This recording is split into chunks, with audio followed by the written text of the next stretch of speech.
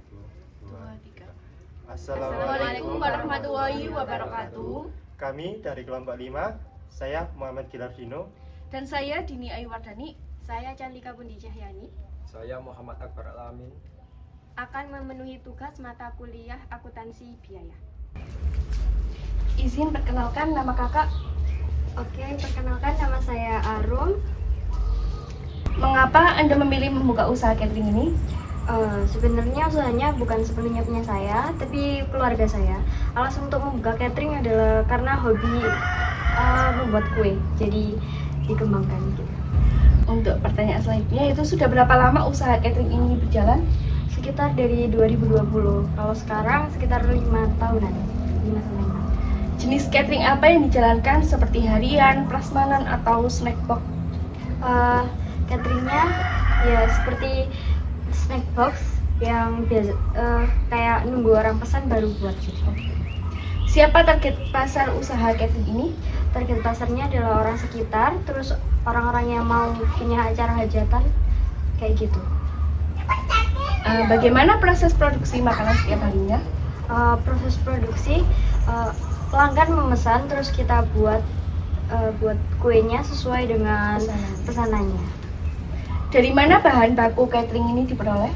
Kalau bahan baku biasanya kita ambil dari agen toko bahan kue. Kalau untuk box gitu juga kita ambil di agen juga. Nah, dapat kita simpulkan dari sesi sebelumnya bahwasanya usaha catering dapat berkembang dari sebuah hobi apabila dijalankan dengan tekun, menjaga kualitas produk dan juga memahami kebutuhan para konsumen. Bagaimana cara menjaga kualitas makanannya? Biasanya saya menjaga kualitas makanan dengan menjaga kesegaran bahan baku dan juga kehigienisan saat pembuatan bahan kue. Berapa modal awal untuk membuka usaha catering ini? Modal awal kurang lebih 6 jutaan. Bagaimana cara menentukan harga menu catering? Harga menu catering biasanya ditentukan dari HPP, yaitu dari bahan baku, proses produksi, dan lain-lain. Apa saja pengeluaran terbesar dalam usaha catering? Kalau untuk pengeluaran terbesar biasanya kita waktu stok atau kita beli alat baru. Bagaimana cara mengatur keuntungan dan kerugian usaha? Biasanya kita punya arus kas, kita catat semuanya, pengeluaran sama pemasukannya. Jadi kita atur lewat situ.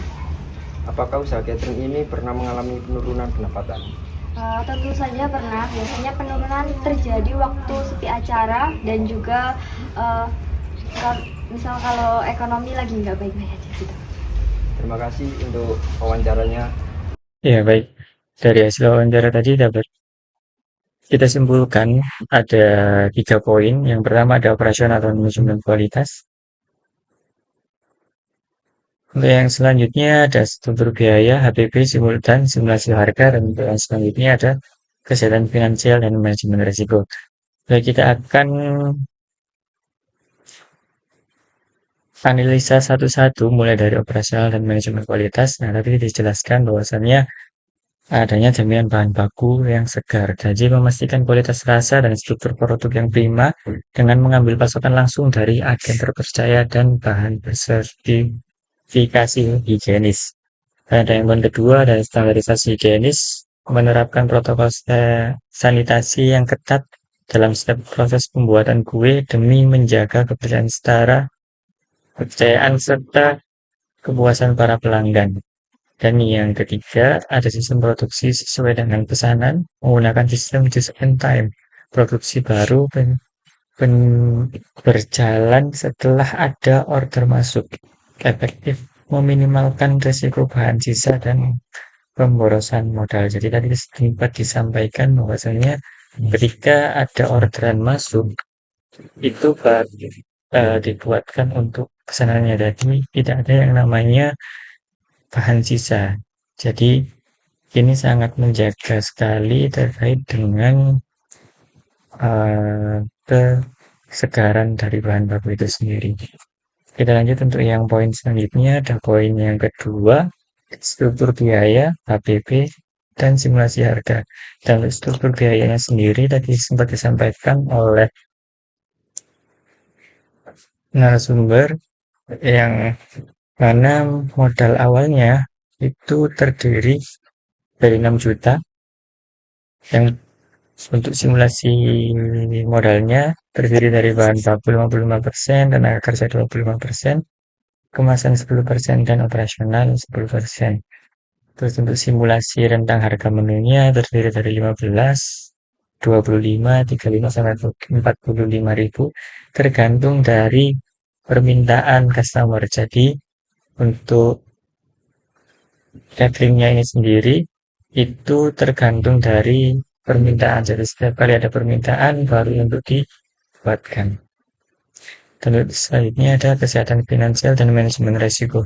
Tadi sudah sempat dijelaskan juga, di situ adanya disiplin pencatatan arus kas, mengatur kelancaran likuiditas finansial usaha dengan mencatatkan seluruh pos pengeluaran dan pemasukan harian secara detail. Pendekatan ini memudahkan pemilik memantau laba bersih berkala secara real tanpa tercampur biaya personal, mitigasi fluktuasi pasar dengan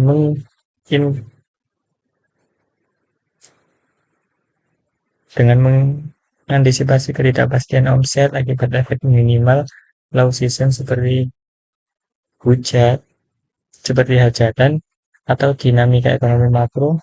Mitigasi dilakukan melalui diversifikasi paket menu hemat untuk menjaga stabilitas arus kas masuk bulanan. Mungkin itu yang dapat saya sampaikan. Sebelumnya perkenalkan, saya Makpur Hidayatullah dari kelompok 5. Oke.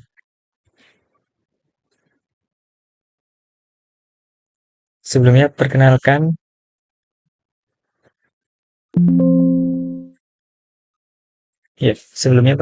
saya Makpur Hidayatullah